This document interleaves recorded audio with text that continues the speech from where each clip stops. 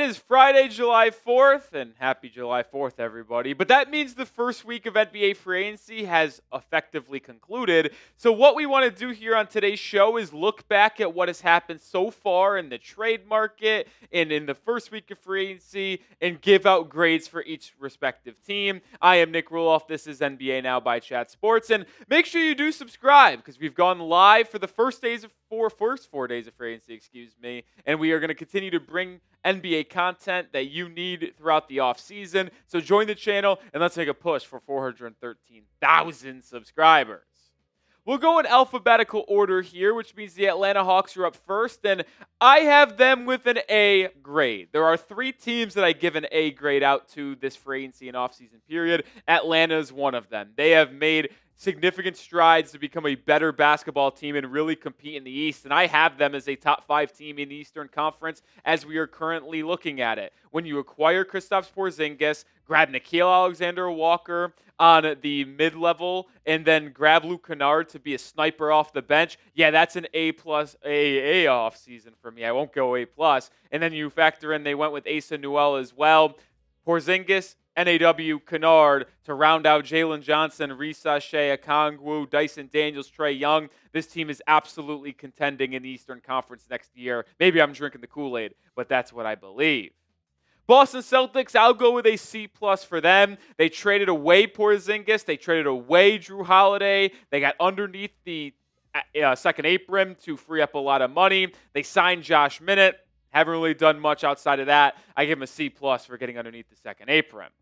Brooklyn Nets, they've been a little bit of a more busy team. They're in a lot of these trades because they had cap space. I'll give them a B-. Now, the biggest move they ultimately made this offseason to this point is being a part of that Michael Porter Jr. Cam Johnson swap. We'll get to that, but they also re-signed Keon Johnson, Jalen Wilson, Tyrese Martin. They got Terrence Mann in that Kristaps Porzingis deal. They re-signed Day'Ron Sharpe to be their backup center on a 2-year, $12 million deal. But then that headliner right there where they acquired Michael Porter Jr. and an unprotected 2032 first-round pick from the Denver Nuggets for Cam Johnson. That is a very valuable pick because it could mean a Nuggets team without Nikola Jokic in 2032. But I do believe Cam Johnson is a significantly better player than Michael Porter Jr. Hornets have been a sneaky team this offseason. Now, I like what they did in the draft more than free agency, but I give them a B- throughout their trade and free agency portion because they did add Colin Sexton, and I am a fan of that move. He could be a backup guard off the bench. I do not anticipate him starting next to LaMelo Ball, but will be a great player for them where they could make a charge for a play-in spot if we're going to be honest. A lineup of Ball, Kneppel, Brandon Miller, Miles Bridges, and then Ryan Kalkbrenner maybe at center with Plumlee, Sexton off the bench. They signed Trey Mann to a 3-year, $24 million deal. They added Spencer Dinwiddie on a 1-year deal as well. Hornets are a sneaky team, man. Liam McNeely as well, who they drafted in the first round. I like what Charlotte's done, man. Chicago Bulls are going to get a C- from me. They made a bad trade by sending Lonzo Ball to the Cavs for Isaac Okoro. Lonzo is a better player than Okoro, in my opinion, and it was reported they could have got Isaac Okoro, or it could be Lonzo Ball for a first-round pick at the NBA trade deadline. They re-signed Javon Carter. They re-signed Trey Jones to a 3-year, $24 million deal. Okay, nothing special here to me. Not really overly thrilled. We will see what they do with Josh Giddey, but as of right now, a C- grade for the Chicago Bulls is very fair to me. On the flip side of a trade there with Chicago, the Cleveland Cavaliers, I give them a C+ grade. I am not a fan that much of losing Ty Jerome. They add Lonzo Ball. They re-signed Sam Merrill on a 4-year, $38 million deal. And then they also brought in Larry Nance Jr., who obviously was with the Cavs previously in his career, to be that third big in rotation to Evan Mobley and Jared Allen. I do think Lonzo Ball is a upgrade over Okoro, but I think Ty Jerome had a really impactful season for them. So I think that's kind of like a wash. Now, Lonzo is a defensive-minded guard that can space the floor and play make, so maybe he fits a little bit better next to Donovan Mitchell and Darius Garland, but I give the Cavs a C+. Let me know, who has been the biggest free agency winner to this point? The Hawks get a really high grade for me. There's a couple teams coming up in the pipeline that get an A grade for me as well, but the Hawks definitely have to be in consideration. Let me know your biggest free agency winner. Dallas Mavericks, I will give them a B. Now, this does not include drafting Cooper Flagg, obviously. This is just trades and free agency. But they made a lot of good moves here. So they were able to re-sign Kyrie Irving on a relatively good price point, I think. Not him getting just under 40 mil. I think that's a really good deal. They re-signed Daniel Gafford to a massive extension. But they also brought in D'Angelo Russell to a 2-year, $13 million deal. Kyrie Irving's going to miss most of this season. He'll probably be back in February or March with that torn ACL. D'Lo will be that point guard for Dallas until that point. So they get a starting caliber point guard while Kyrie recovers from injury. That's a pretty good move if you're asking me for the Dallas Mavericks. The Denver Nuggets are one of the 3 teams to get an A from me. I absolutely love this Nuggets offseason to this point, and I firmly believe they will be a top 3 team in the Western Conference next year with OKC and Houston. Why? Because of that Cam Johnson trade. Yes, future Denver Nuggets could be in a big issue with that 2032 first-round pick that ultimately could be a top 5, top 10 pick if Jokic is no longer on that team. But you are trying to go forward in this Nikola Jokic window.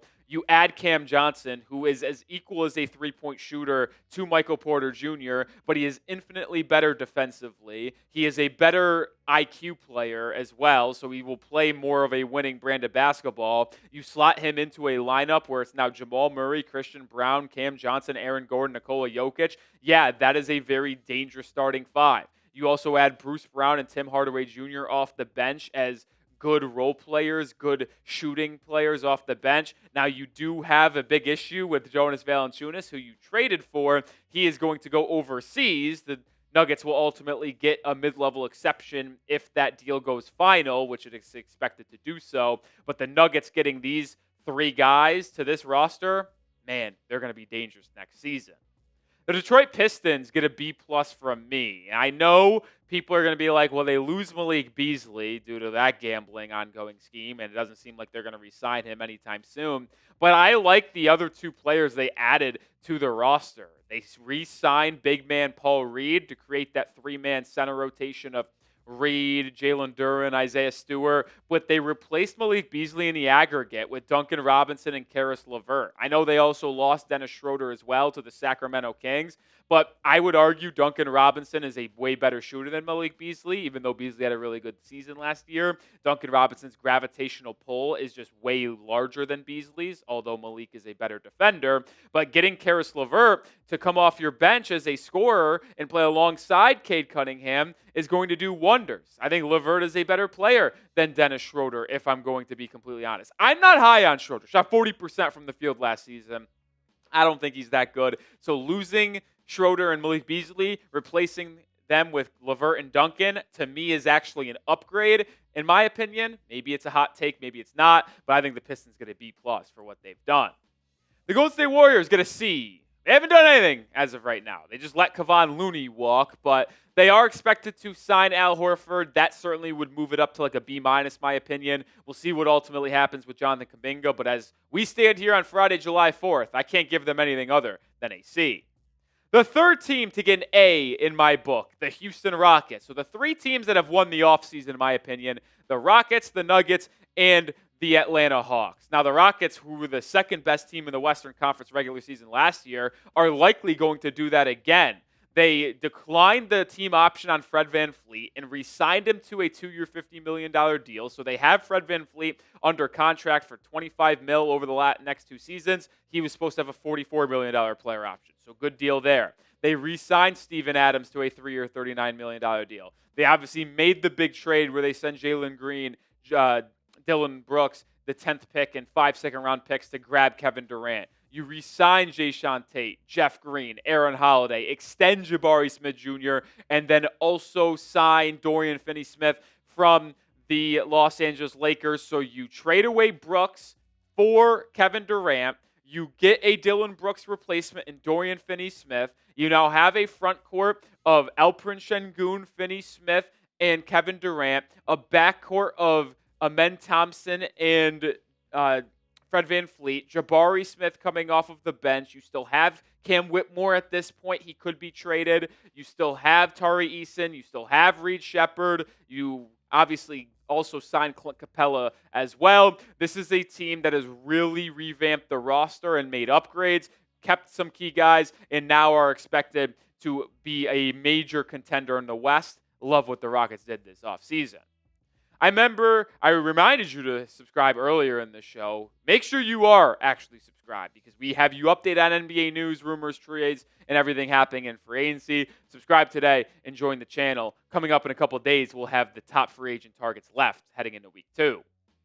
Indiana Pacers get a C- from me. They have done absolutely nothing to this point other than let Myles Turner walk. I get it. Halliburton's injury kind of changed the complexion of their future here, but you letting the longest tenured Pacer go, Myles Turner, to your rival Milwaukee Bucks, I don't think is a smart move whatsoever, so I give the Indiana Pacers a C- grade. Los Angeles Clippers get a B+ from me. I like what the Clippers have done. They were in a lot of trade rumor talk right now, and maybe something could happen. But they re-signed Nick Batum on a 2-year deal.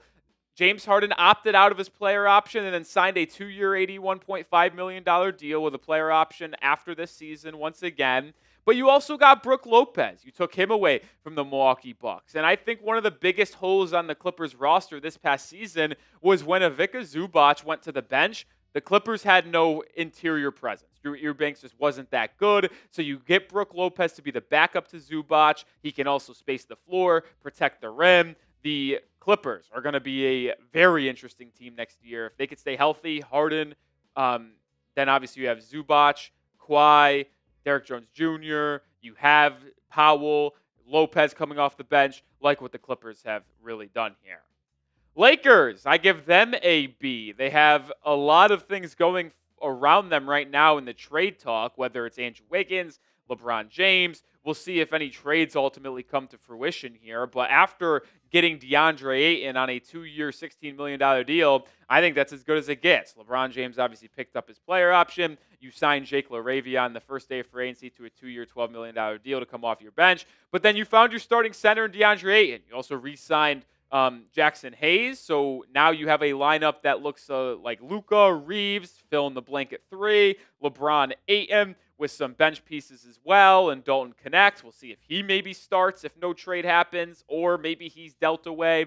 But the Lakers finally finding their starting center that can rim run with Luka Doncic in the pick and roll is going to go really, really well. We'll see if Ayton's motor is really on par with what the Lakers want.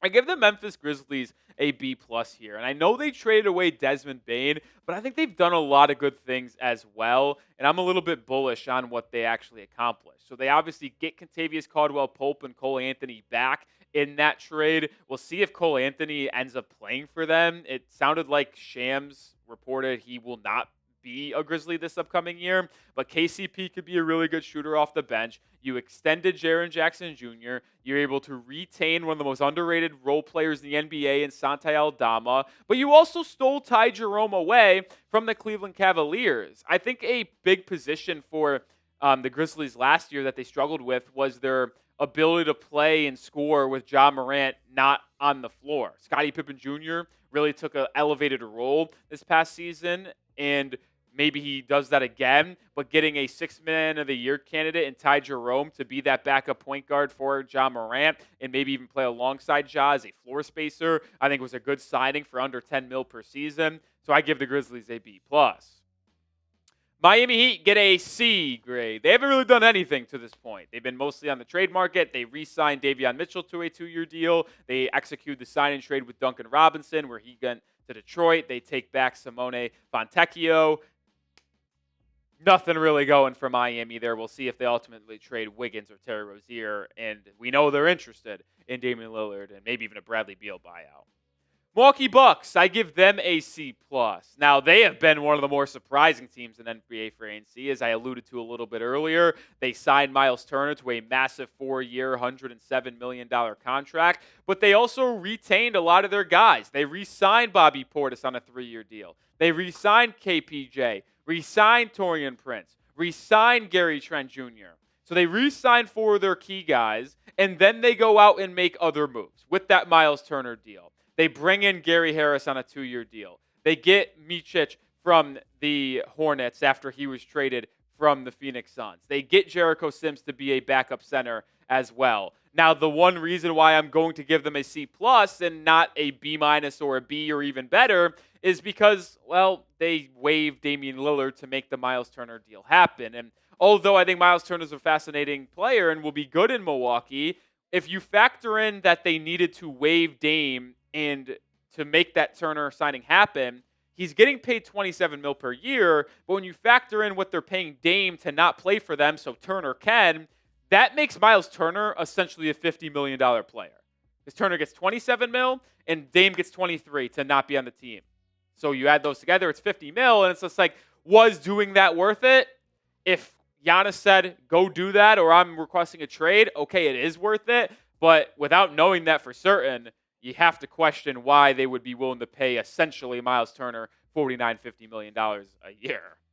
Who is the best free agent still available? Could be Jonathan Kuminga, could be Josh Giddey, maybe Cam Thomas, maybe it's Damian Lillard. Let me know your thoughts on who the best free agent available is right now. On Sunday, we will come out with a video with the top free agent targets available going into week 2.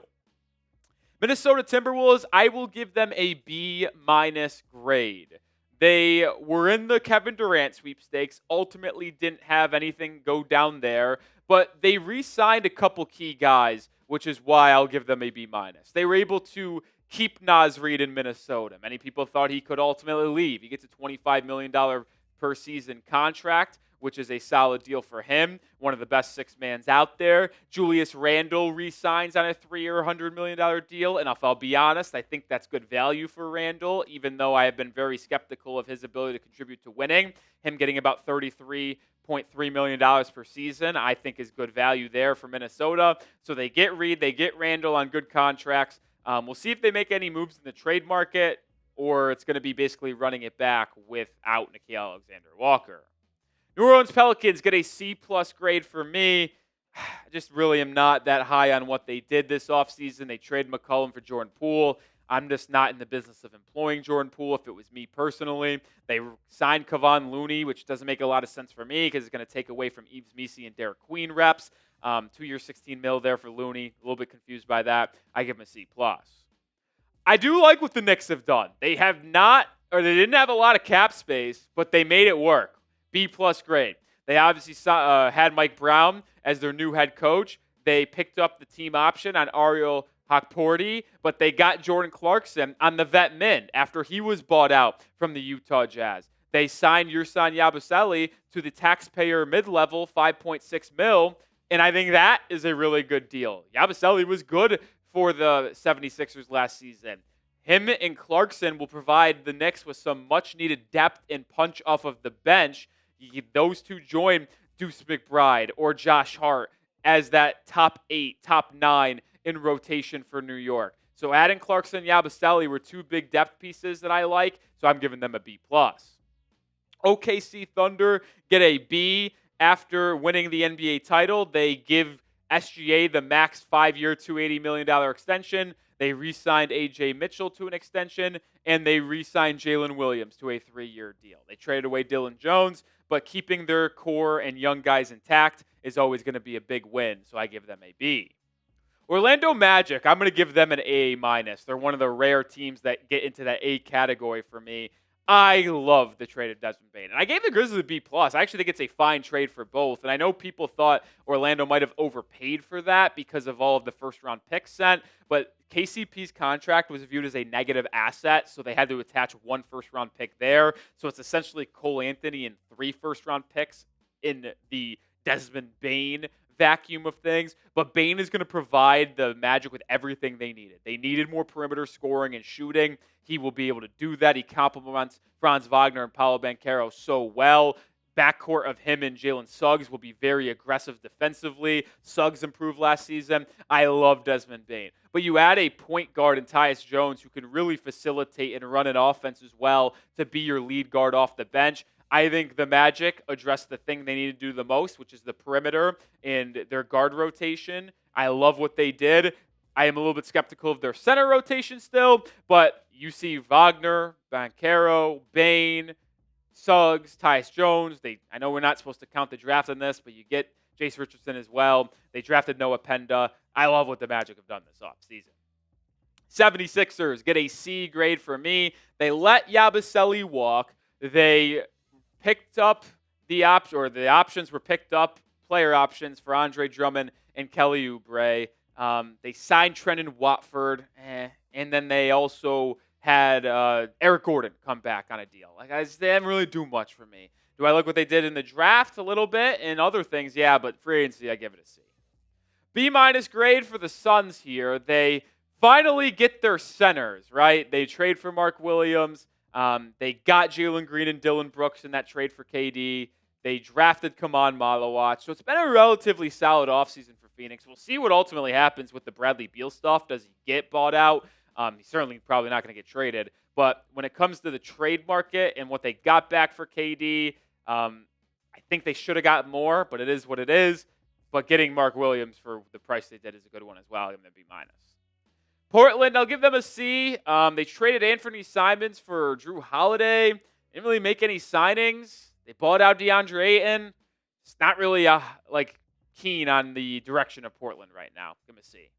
Sacramento, I'll give them a C+. They've actually been a little bit more busy than I thought, and they could be more busy to come here with potentially trading Malik Monk, DeMar DeRozan, Sabonis, Levine. I don't know what's going on with the Kings, but they keep Keon Ellis on a team option. They traded Valanciunas to the Nuggets for Dario Saric, and I think you got to give them a win on that trade just for the simple fact that Valanciunas was going to leave the NBA regardless. Signing Schroeder, 3-year, $45 million deal, okay.